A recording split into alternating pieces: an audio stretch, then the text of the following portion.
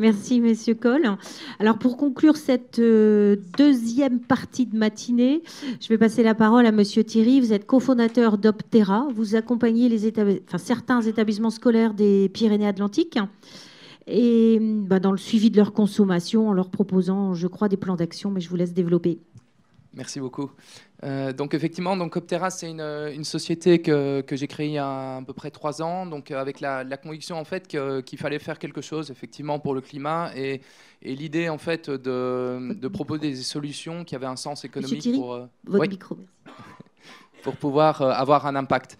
Donc globalement, voilà, on s'inscrit en fait dans cette nouvelle donne énergétique. On en a parlé ce matin, donc à la fois au niveau climat. Donc c'est pour reprendre le graphe, il y a quand même donc on cherche à atteindre la neutralité carbone d'ici 2050, c'est-à-dire globalement de produire autant de CO2 qu'on est capable d'en capter, et on en capte principalement avec la biomasse, avec les arbres. Et donc voilà, donc un enjeu très fort au niveau climat, un enjeu économique. On a connu une inflation inédite des prix de l'énergie. Et puis un enjeu réglementaire avec, donc on en a parlé, un décret tertiaire, le décret Bax, la loi pour l'accélération de la production d'énergie renouvelable aussi, qui est tombée en mars 2023 et qui nous pousse aussi qui nous incite, alors ça c'est la formule du gouvernement, inciter sans contraindre, donc qui nous incite en fait à adopter des nouvelles, à repenser nos modes de consommation d'énergie, à adopter des nouvelles postures. Donc voilà, donc ça c'est un peu la nouvelle donne dans laquelle on s'inscrit aujourd'hui, et en fait on a souhaité donc accompagner l'ensemble des consommateurs d'énergie dans cette challenges qui sont rendus aussi plus compliqués, parce qu'on en a parlé à l'époque, c'était plus simple, c'était EDF qui gérait toute la partie énergie, donc il n'y avait pas de courtier à l'époque, c'était plus simple. Aujourd'hui, donc il faut naviguer dans une jungle de prestataires, de fournisseurs d'énergie, de prestataires de services, dans ces dispositifs réglementaires, dans des dispositifs de soutien financier. Il y a les certificats d'économie d'énergie notamment, et puis les dispositifs qui existent aussi sur la partie production photovoltaïque. Donc c'est pas facile non plus au niveau technique.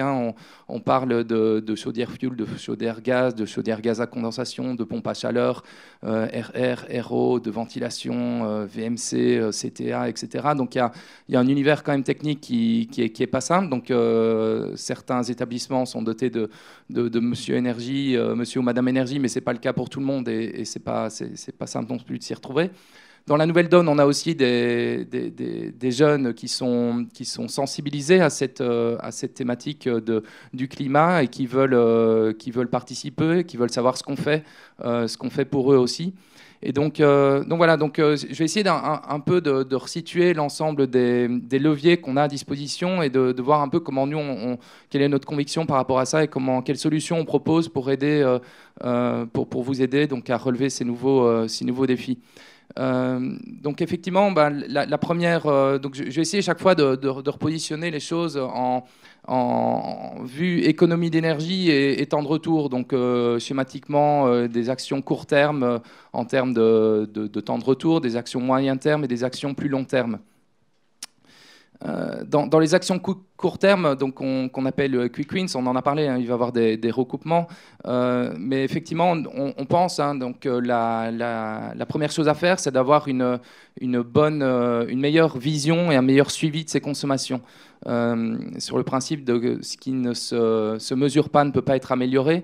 Donc on pense que c'est primordial aujourd'hui de savoir ce qu'on consomme par bâtiment, sur un site, par bâtiment, sur la partie électricité, sur la partie gaz, quelles sont mes courbes de consommation. Donc ça me permet effectivement d'apprécier, d'analyser mes usages, de comprendre pourquoi est-ce que je consomme autant la nuit et les week-ends. Donc ça fait référence aussi à ce que disait le Cèdre, hein, sur la partie chauffage, d'essayer de bien comprendre, d'essayer d'identifier aussi les gisements d'économie d'énergie. Donc effectivement, s'il y a un éclairage qui est resté allumé, si on fait tourner le chauffage en continu, donc tout ça, on doit être en mesure de le mesurer et de le suivre. Et c'est pour cette raison donc on a développé un outil qui s'appelle l'Optera Cloud, hein, qui est une application de monitoring énergétique qui vient collecter automatiquement toutes les factures électricité, gaz, qui vient connecter avec les compteurs des distributeurs Enedis sur la partie électricité et GRDF, hein, pour la plupart sur la partie gaz, et des éventuels capteurs qu'on peut installer sur les établissements qui vont pouvoir isoler un bâtiment d'un autre, par exemple, ou une salle d'une autre.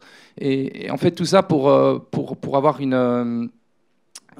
donc pour avoir une meilleure vision et aussi gagner du temps, en fait. Donc c'est vrai qu'on voit souvent qu'on passe beaucoup de temps, en fait, dans la collecte des données. Donc on vient collecter les données sous forme de factures, on crée des tableaux Excel.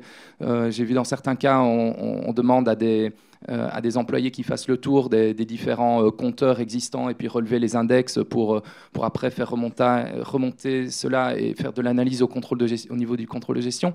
Et en fait, toute cette collecte de données énergétiques peut prendre du temps et en fait se substitue un petit peu à l'analyse qu'on peut en faire, et c'est ça qui compte surtout.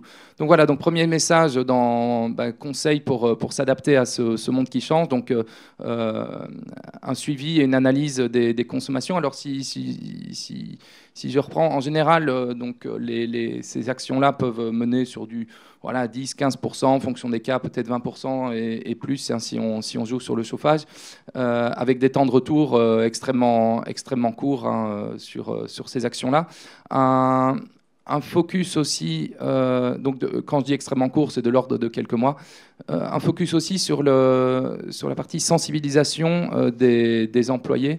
Donc on l'a rappelé, hein, c'est primordial de sensibiliser le personnel et les élèves aux gestes, aux éco-gestes. Hein, c'est un peu eux qui seront mis. C'est grâce à eux que ça va se faire. Et en plus, ça répond à leur envie aussi. Ça peut servir, donc les plateformes et les tableaux de bord peuvent servir peuvent être mis à disposition des élèves et peuvent servir de support pédagogique. Donc c'est extrêmement important. Un autre aspect aussi, c'est faites le point. Donc un autre conseil, faites le point sur l'état de vos équipements. Donc effectivement, on voit beaucoup d'équipements qui ont un besoin d'être maintenus, des filtres de pompe à chaleur qui doivent être nettoyés, des réseaux de distribution sur la partie chauffage qui doivent bien être vérifiés. Est-ce qu'il y a de l'encrassement? Est-ce que la chaudière elle-même est bien réglée? Donc il y a des réglages en loi d'eau, c'est-à-dire qu'on va juste régler la température de sortie de chaudière, donc celle qui va traverser vos circuits de distribution en fonction de la température extérieure. Ça évite de faire tourner de l'eau extrêmement chaude dans le réseau de distribution si en fait il y a un besoin de chauffage qui est relativement faible. Pensez aussi à adapter, si vous le pouvez, les températures de consigne. Hein. C'est vrai, on en a parlé. C'est réfléchir aussi quelle est la température qui peut être acceptable au niveau des occupants. Donc effectivement, c'est pas 21 degrés l'hiver et été. On arrive sur des consensus autour de 19-20 degrés, avec, comme le rappelle l'ADEME, si on baisse d'1 degré, en fait, la consommation, la température de consigne, ça représente jusqu'à 7% d'économie d'énergie. Donc ça, c'est important à avoir ça en tête. Donc, y a des opérations qui peuvent être faites. Donc, on a parlé l'opération du gros pull, le décalage des périodes de chauffe, commencer fermer, couper le chauffage une fois que le bâtiment est en température, le couper relativement tôt, le couper ou en tout cas réduire à la température réduite de 16 degrés une fois que le bâtiment est inoccupé.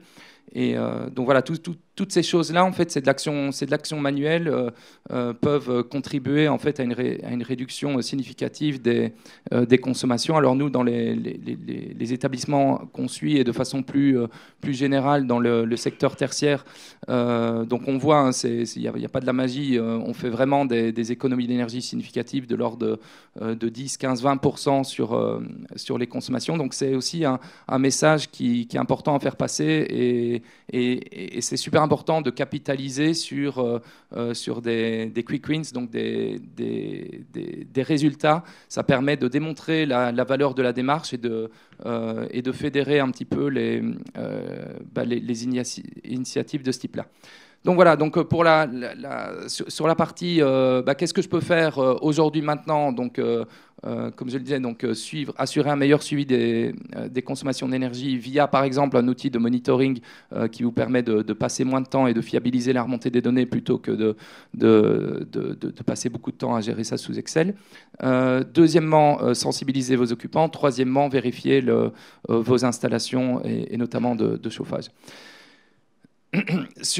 Donc voilà, donc ça c'est les actions court terme. Alors on va en reparler cet après-midi, mais dans les actions plus moyen terme, vous avez effectivement tout le domaine du pilotage de vos bâtiments, le pilotage intelligent. Donc ça peut être effectivement des solutions toutes simples de thermostat, hein, ou des systèmes plus évolués comme des gestions techniques du bâtiment GTB ou gestion technique centralisée. Le principe de base, hein, c'est d'éviter effectivement que la dépense énergétique apporte un véritable confort. Ce qu'on veut éviter, c'est qu'un bâtiment soit chauffé quand il n'y a personne. Ce qu'on veut éviter, c'est qu'on oublie systématiquement qu'on oublie de temps en temps de l'éclairage, que les fenêtres puissent être ouvertes alors qu'on chauffe. Voilà, il y a énormément de choses en fait on peut s'aider de systèmes de pilotage et d'automatisation pour réduire ça. C'est vrai qu'on parle dans ce domaine-là de 15, 20 ou plus % avec des temps de retour qui vont en général de 1 à 5 ans en fonction de ce qu'on fait. Et une attention particulière, ça a été dit, dans la compatibilité par rapport à l'exploitation, hein. Le but du jeu, c'est pas de mettre en place un système informatique trop complexe qui ne sera pas utilisé par l'exploitant. L'idée, c'est de faire quelque chose de simple, concret et pragmatique pour viser des économies d'énergie. Et puis, voilà, après les actions plus long terme, il n'y a pas de miracle non plus, hein, mais je les rappelle quand même, les leviers qu'on a pour réduire. On a parlé de l'isolation quand c'est possible, hein, du relamping, donc passage au LED. Je pense que ça, c'est acquis et c'est les dernières opérations qui sont probablement en train d'être faites. Et après, il y a effectivement le remplacement des équipements de production de chaud, de froid par des équipements plus performants. Donc on pense notamment à la pompe à chaleur, hein, qui permet une consommation d'énergie finale moindre qu'une chaudière gaz ou conventionnelle. Donc c'est des questions à se poser. Donc effectivement, quand il est temps de remplacer une chaudière, est-ce qu'il y a un sens écologique et économique de passer à de la pompe à chaleur, par exemple? Et puis après, j'ai la production d'énergie renouvelable sur site avec notamment les panneaux photovoltaïques. Donc on en entend beaucoup parler, hein. Je pense que ça, c'est une conviction, c'est que on va de plus en plus produire de l'électricité en décentralisé, c'est-à-dire sur nos sites. Je pense que c'est une bonne chose qu'on puisse poser des panneaux photovoltaïques sur des surfaces artificialisées. Donc déjà commencer à le faire sur nos bâtiments, sur nos parkings, avant d'en mettre dans les champs. Et effectivement, le législateur nous pousse un petit peu à nous poser ces question-là, notamment sur les parkings. Il y a la nouvelle loi qui est tombée et qui va pousser tous les parkings de plus de 1500 mètres carrés d'installer des ombrières de photovoltaïques sur au moins 50% de leur surface. Alors ça ne veut pas dire que ce sera contrainte et forcée, c'est-à-dire que s'il y a des bonnes raisons pour lesquelles le projet ne doit pas se faire, parce qu'il n'est pas rentable, parce qu'il y a des contraintes architectes bâtiments de France, parce qu'au niveau urbanisme, il y a des problématiques aussi. Donc s'il y a une bonne raison, il y a tout un tas de dérogations qui existent pour ne pas le faire. En revanche, se poser la question et se dire est-ce que je le ferai pas? Est-ce que ça n'apporterait pas aussi un gain environnemental et aussi économique? Je pense que ça, c'est une bonne chose. Il y a énormément de parkings que je vois encore aujourd'hui qui mériteraient d'être couverts. Ça apporte quand même un confort certain aux utilisateurs, donc protection l'hiver contre la pluie et la grêle, l'été contre le soleil, donc ça apporte de l'ombre. Donc je pense que c'est très bien. Et aujourd'hui, honnêtement, avec ce qui s'est passé, c'est donc une augmentation serait du prix des matériaux. Donc les ombrières photovoltaïques sont un peu plus chères qu'avant, mais en même temps, l'électron, compte tenu de l'inflation inédite des coûts de l'énergie, est tel que ça a été revalorisé. Et donc l'électricité photovoltaïque, notamment sur des modèles d'autoconsommation, est particulièrement intéressante. Et nous, honnêtement, à part quelques cas un peu spécifiques dans le nord de la France ou mal orientés, on arrive à trouver un sens économique à la plupart des projets, y compris d'ombrières. Donc voilà un petit peu ce que j'avais à dire aujourd'hui sur Merci ces beaucoup. sujets.